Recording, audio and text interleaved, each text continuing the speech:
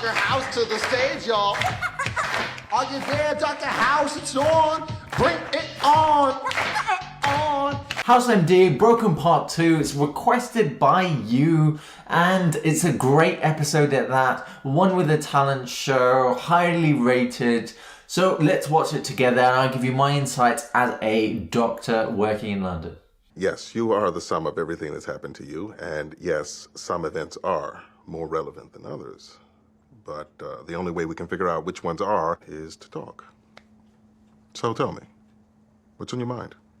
This idea that we are the sum of everything that's happened to us is called etiological thinking, the theory of causation.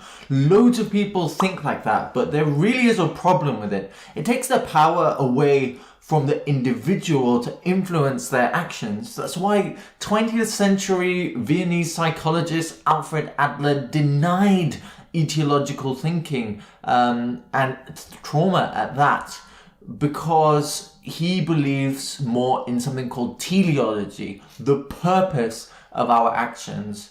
This shift in mindset puts the power back to the individual, and I believe it's the first step to being able to find true happiness. I want to get better.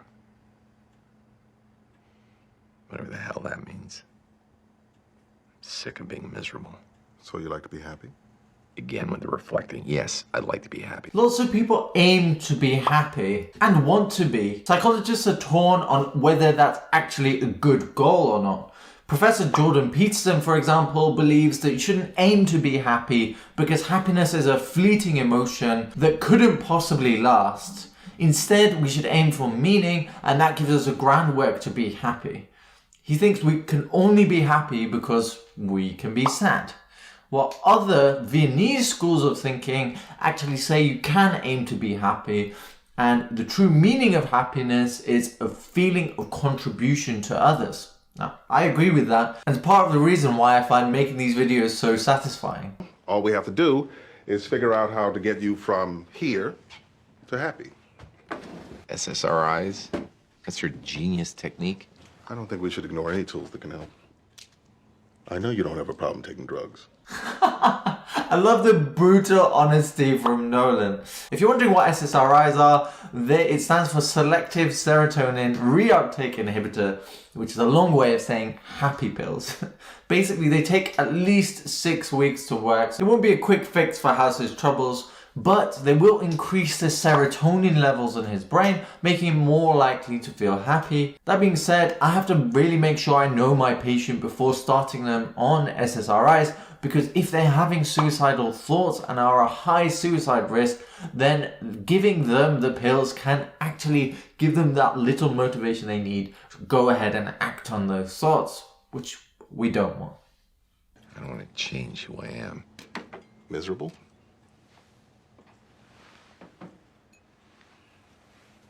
You think that by taking meds, you'll lose your edge? Stop making the unique connections that make you a successful doctor? There is this myth that hugely creative and successful people need drugs or alcohol to fuel their creativity, that if they stop taking them, then all of their talent would just vanish in an inferno of smoke. Professor James Kaufman at the University of Connecticut has studied this exact field and tested whether alcohol, LSD, marijuana, and other drugs enhance creativity. What he found was that the drugs actually caused no correlation or a negative correlation with creativity. That tells us that the most creative and productive you can be is when you're sober and healthy. It just so happens it doesn't make for a great story. Van Gogh was your patient. Be satisfied painting houses instead of the starry night. Van Gogh would still be making inspired paintings of the night sky. Just maybe not from the room of his asylum. You don't know that. I know both his ears would be intact. House is doing something really interesting here that many of us do. He's comparing his ability to that of a genius in the field. Many of us do this when we pick up something new, like if we start painting. We might look at what we've done and say, well, Van Gogh could have done this better. And so that stops us from being motivated before we've even started. When actually people aren't just born savants. It takes years of obsessive practice to be able to achieve that level of mastery. And so if we allow ourselves to be dissuaded from it right at the beginning, then we're making sure that we're right. We'll never get to that standard. The truth is, nobody has created a masterpiece when they first picked up a paintbrush. So why would we expect that for ourselves? I know this doesn't come naturally to you, but you want my help, which means you need to trust me.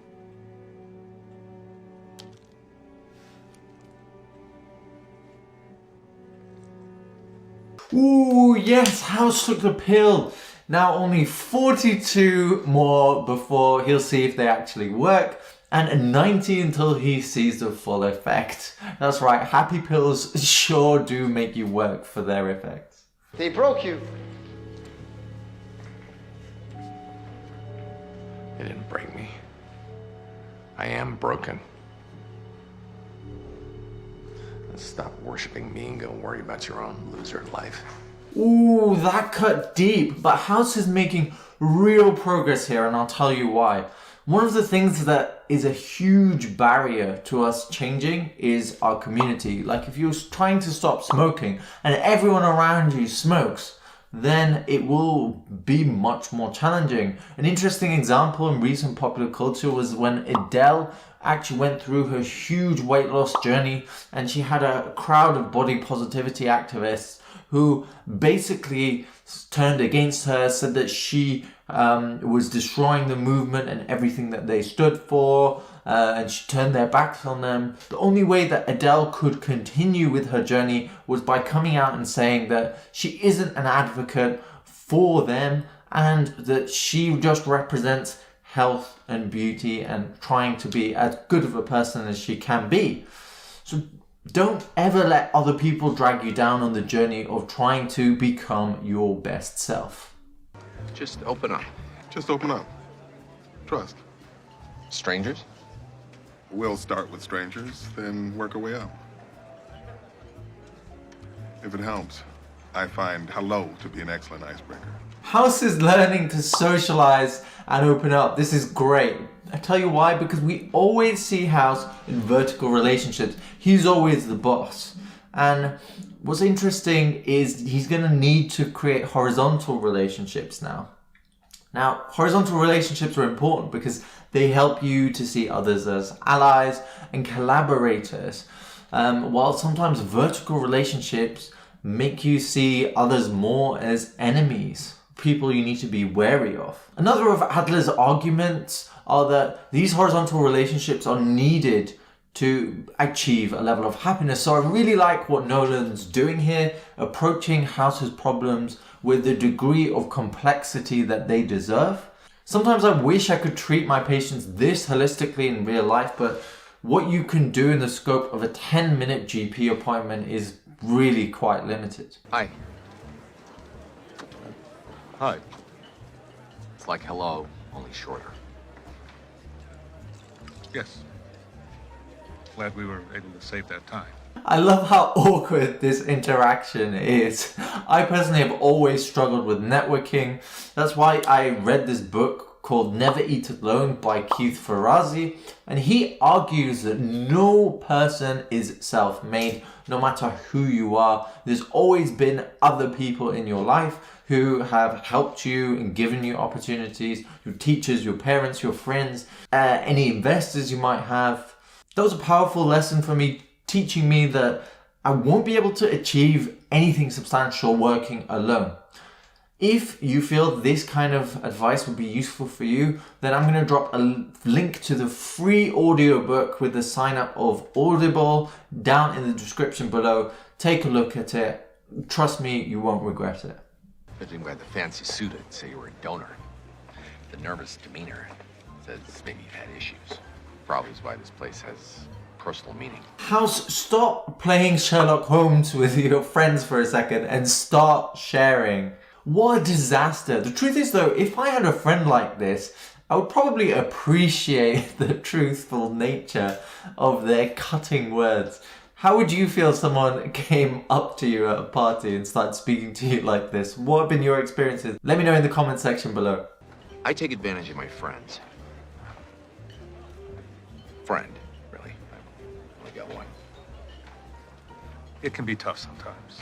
I had a 30-year-old patient come to me in clinic the other day saying that she was feeling down and depressed, that she'd lost all hope for life, that it didn't have any taste for her anymore. She told me she didn't want to share any of this with her daughters or her friends because she feared that she would be bringing down the mood. Now what's interesting is that so many people actually come to me feeling like this, and how would you find out others in your group had similar thoughts or feelings if you never actually mention it to them? And even if they didn't, you'd be very surprised how supportive people around you can be if you take that step and have the courage to see what others think. There's no need to be positive all the time. That being said though, at a party with a stranger, I think it's safe to say that House has blown this relationship. Well, no worries. He's got plenty more specimens in the sea for his little experiments. You asked me why I come here so often to visit Annie. She was my best friend. Then she started pulling away from everybody. The doctors don't know why. Annie was her friend who's also in the psychiatric unit with selective mutism. Sudden personality change can be a huge red flag in medicine. The frontal lobe controls personality, and conditions that affect it are to blame here. Examples are things like Pick's disease, which is a rapidly progressing frontal lobe dementia, severe anxiety, or adult onset psychiatric disorder like schizophrenia. In the previous video I did mention selective tongue paralysis could be the cause of Annie's selective mutism, but I think that that's very unlikely, because if that were the case, she would still be making sounds, which she's not, because she's not even attempting to speak. That makes it much more likely this is psychiatric in nature. I think I married her brother because he was the only other one who was going through the same thing. But he stopped visiting after a couple of years. Humans are hardwired to be bound together by hardship. Think about the World Cup that's going on now. If you're in a team or even supporting a team and you're losing a match, then you come through together to actually win and qualify, get through to the next round. That has bound you together. This example can be applied to so many different things. Shared hardship is hardship halved, and shared success is success doubled. Modern society actually isolates us rather than bringing us together, and that's why being part of a community and contributing in some way is so important. I should go. Good night.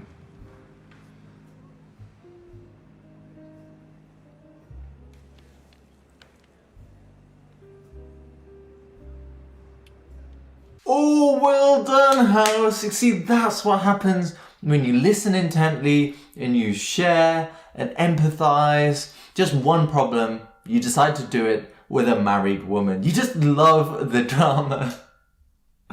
Besides that though, in romance, loads of guys try to be insanely funny or clever. But the truth is, all that the right woman wants is a guy who listens and cares. And it's not as hard as we make it, guys. Although it does help if you have a little money in the bank.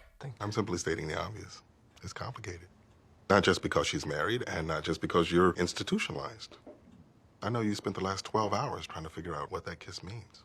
Monogamy, cheating, marriage, this is a huge topic. There was actually a powerful study published recently that looked at couples who got divorced versus those that stayed unhappily married. Interestingly, what they found was that on 12 psychological metrics of happiness, couples who were divorced were no happier than those that were unhappily married. What that tells us is that unless you're suffering from substance misuse, an abusive relationship or violent partner, the likelihood is that the problem isn't with your partner. And so being divorced wouldn't make you any happier. If that's the case, then working through your problems together with therapy is probably the best option. Why didn't you kiss me?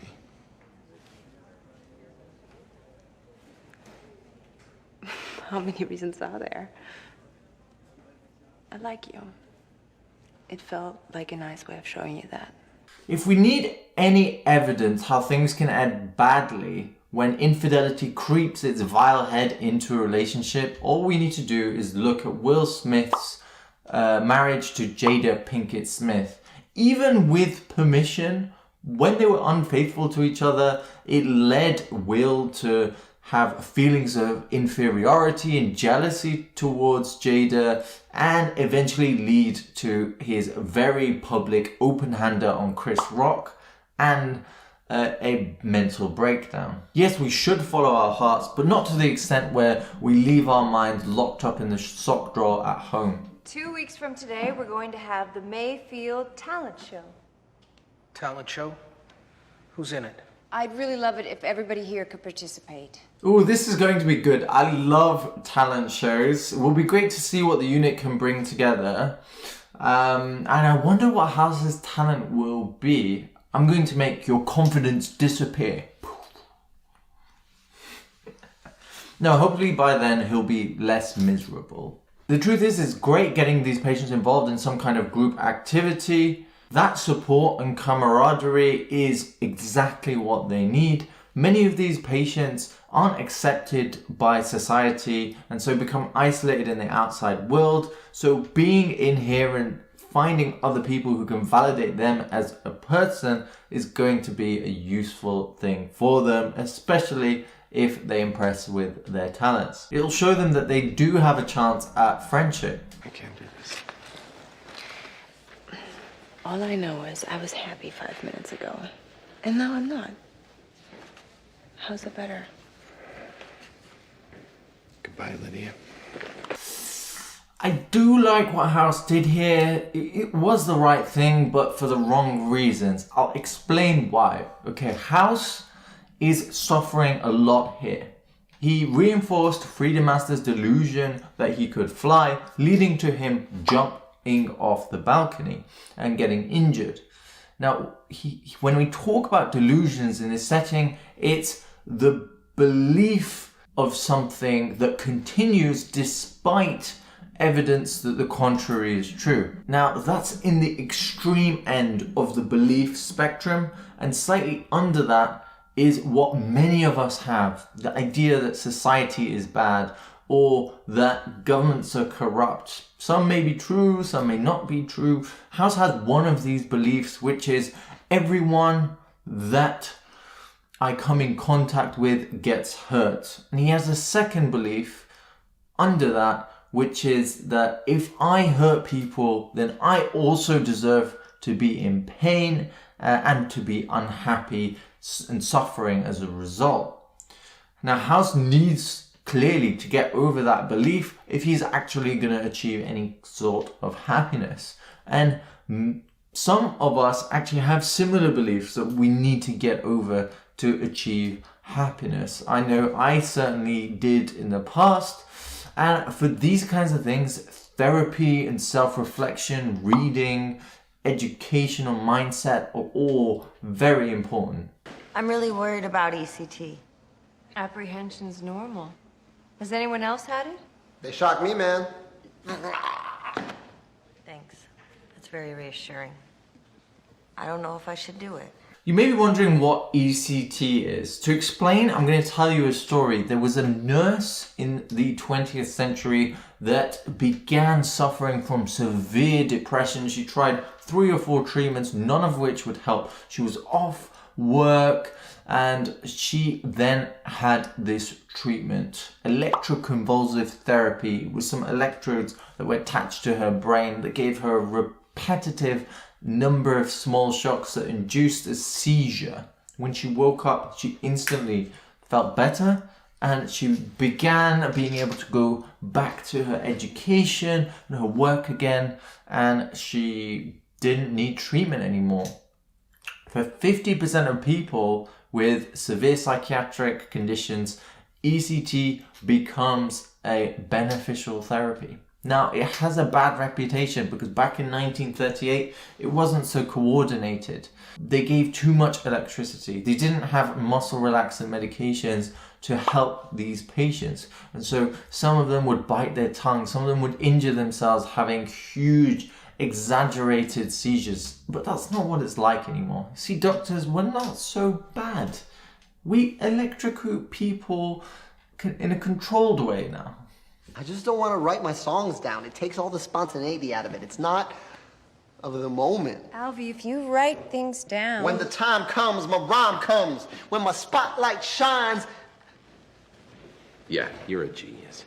You know what? When I first applied to university, I actually refused to write anything down. I didn't take any notes at school, and that continued into university. I just remembered everything and all would be great. I actually did quite well at university, but interestingly, if I actually wrote things down, I would have done even better if I was less concerned with trying to make myself different by not writing anything down and more concerned with actually mastering the topic. It would have been very beneficial for me.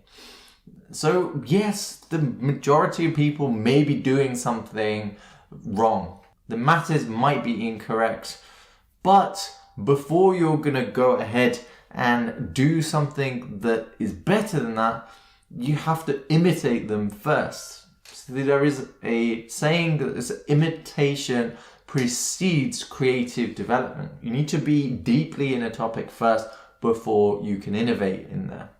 So just a tip for you guys out there. You can't expect to instantly solve something with your own solution.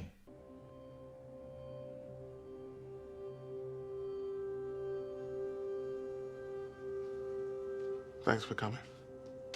I was hoping you could take a look at my dad's chart. This scene is exceptional for many reasons. So first of all, the accuracy on a medical scale in the way that the camera shots move from the observation chart to the drip to the father who's on ventilation, it exactly follows the type of mindset that a doctor would have walking into a room of a patient they've never met before, looking for clues. What's actually going on? How unwell are they? Are all of the things going on in the room matching my expectation of what they would have been? Is anything missing? And in a way, being a doctor is similar to being a detective in that way, and actually House merges the two together beautifully in this medical drama, and I think that's part of the reason why we're so entranced by the series. The second thing that's really impressive about this is how the power dynamic between Nolan and House has now been reversed, and all of a sudden House is the person who's at the top of the vertical relationship with the power. Maybe that's what House needs at this point to stop feeling that he needs to be in pain. Maybe he just needs to see that he's still a world-class diagnostician without his Vicodin. Let's find out. His brain has been replaced by blood. It's over. And it's obvious to any doctor who looked at this scan, even a shrink. You want someone to tell you that what you need to do is okay. Give you permission, absolution. Not now, House.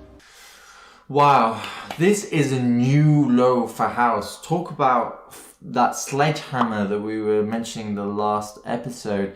He sees that Nolan is upset, but he still keeps going, hitting him where it hurts and abusing the power that he's been given. The interesting thing here, though, is that if Nolan knew his dad would have no chance of being recovered, then that means the only reason he would have for inviting House here is simply as a friend for emotional support. Very interesting. At some point, you made a mistake. You lost everything. And now I'm the closest thing you got to a friend. Just shut up. I don't need you here to play this game. House, what are you doing? Yes, people need to hear, know, and understand the truth, but in a way that they can actually take. Not a point like this where the man's dad has just had a huge accident. It's like House's limbic system that controls his emotion has been held hostage by his cortex that controls rational thought. House, have some compassion. Try, I'm sorry, that you're losing your father. Is there anything I can do to help? Or how can I support you? I'm not crying because of you. I'm crying because I'm pathetic. I brought her cello in case she magically wakes up for the show.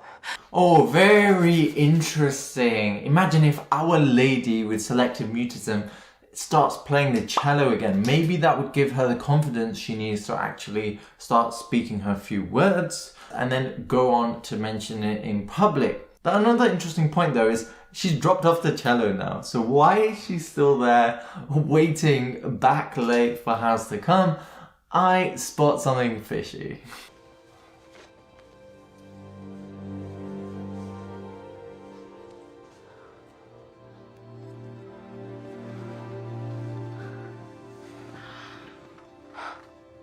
Oh, House, you were doing so well. 1 step forwards, 2 step backwards. Anyways, I won't show you any more of this scene. Okay, one more clip.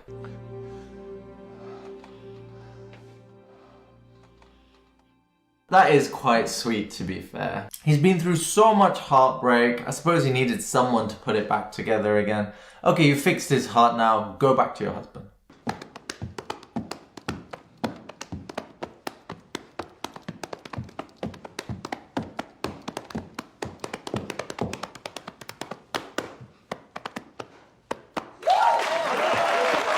It's talent show day, and this is why we should always be curious. I remember when I met a guy called Ben and I joined the comedy show. He just seemed like your regular average gay guy, and then shortly afterwards I discovered he had a TikTok following of over 2 million people. I know there are more impressive skills than being a social media sensation, but his comedy skits he posted were really funny. Anyways, I want to see House, Juan Alvarez and Selective Mutism Girls' performances. Welcome to Mayfield, where the day feels long. We act strong, but there's gotta be something wrong. See, we got hidden talents. You don't see hidden secrets. If we could show you those. Ah, my man J.A. is caged up there. If he wrote down his lyrics, he'd have time to spare. Now he's facing the audience, violence of silence. He needs a release. Who has the key? Cold Ward 6 gonna feel that heat. Now J.A. drop the beat. If we could show you those.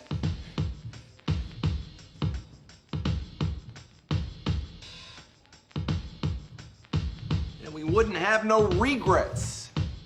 No,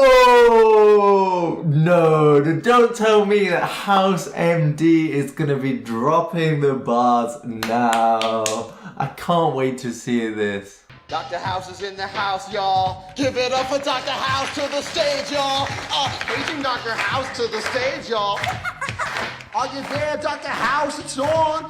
Bring it on. On. Oh my god, it's happening. I've seen it all. Rare diseases, mad accidents, 25 different laws broken. I thought they could no longer surprise me, but now House MD, the master of mystery, has done it again. Let's see this rap god duet. They say to take their pills. They say don't be a creep. But how can I get better? I can't get no sleep. Oh, okay, it's going well, I think they're just getting warmed up here. Have you ever been called on to do something like this out of the blue? When I did my comedy show, I was absolutely terrified, but then, you know, when something like that goes well, you just feel incredible. It was one of the most satisfying things when it does go well. Yeah, so tell me, doctor, what I really gotta know. How do I get better? Just do a talent show. Oh, well, I guess I'm just a mess. Yes, preach it to me, brother. A life of restlessness. But at least we have each other. I'm not crying. You're crying. But who is cutting onions out there? Who sprayed chili in the air? Why are the pollen counts so high today? Things are actually good. You're not just saying that because you don't want to complain in front of the guy who just lost his father? I'm not that cured. House actually ended up staying with Nolan to support him while his father was dying. Well, I'm glad House has opened himself up to a new experience and has seen what engaging with the process can do. So many people think the system and healthcare institutions are out to get them, not with them. And yes, I totally agree. There are problems out there, huge health inequalities, parts of the system that don't work as they're supposed to. But if you do need help, this is what systems are built to do. So ask for it. We might just surprise you. I'm sorry. I was trying to prove a point. I was trying to be right. I ended up putting you in a dangerous situation, and I was not equipped to handle it. What House has done here is phenomenal. He has apologized sincerely from the heart, and it's so hard to do that. Many of us find it so difficult to actually apologize because it's almost like admitting failure. It's a sign of weakness. But the truth is, owning up to times when you haven't done as well as you could have is a sign of strength. Don't be afraid to admit when you're wrong. It just opens the door to a better life.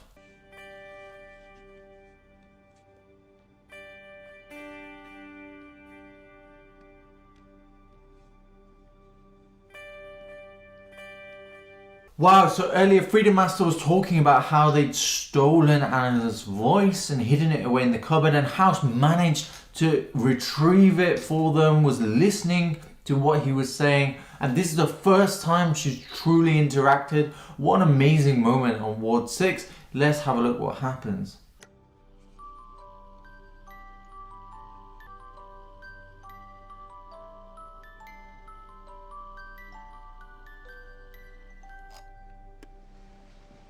Thank you.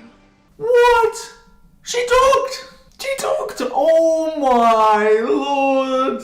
This is what I'm talking about. Give her a comfortable environment. Take the pressure off her speaking. Put a small one-on-one interaction there.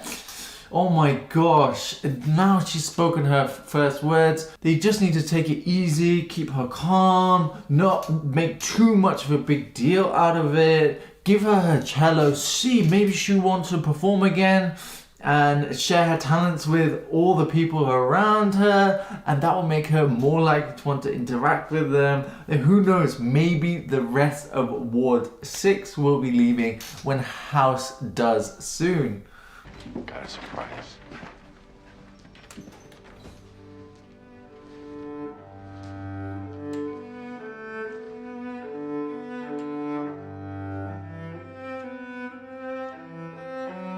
What an incredible talent. This reminds me of something beautiful from a book called Music and Dementia, From Cognition to Therapy. The ability to play an instrument is actually stored in a unique part of the brain in patients with dementia. So even when they have severe dementia, some patients can still play the instrument. Take a look at this clip of a patient who still was able to play her piano and do an incredible level, even with severe dementia. Isn't it magical?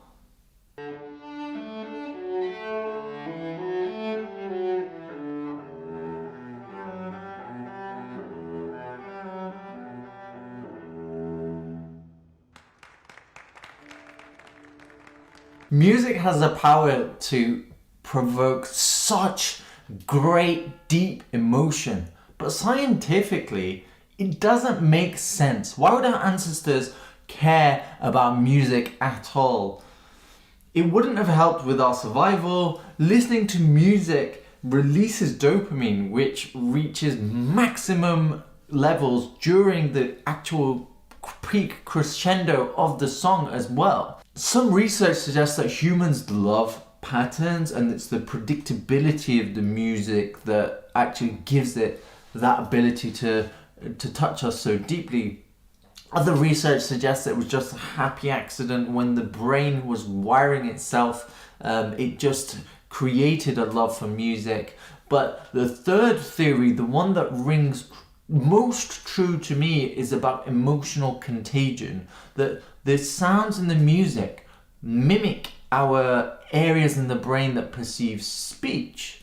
And when someone speaks loudly, quickly, in a way that generates excitement, that makes us feel excited as well, as we relate to them. But if they're speaking a bit more slow, with a deep voice, that makes us feel somber and sad. And the music that we listen to actually touches that full degree of human emotion that we can get from speech inside the brain through the form of music.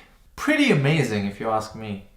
Today we're here to congratulate Annie! We're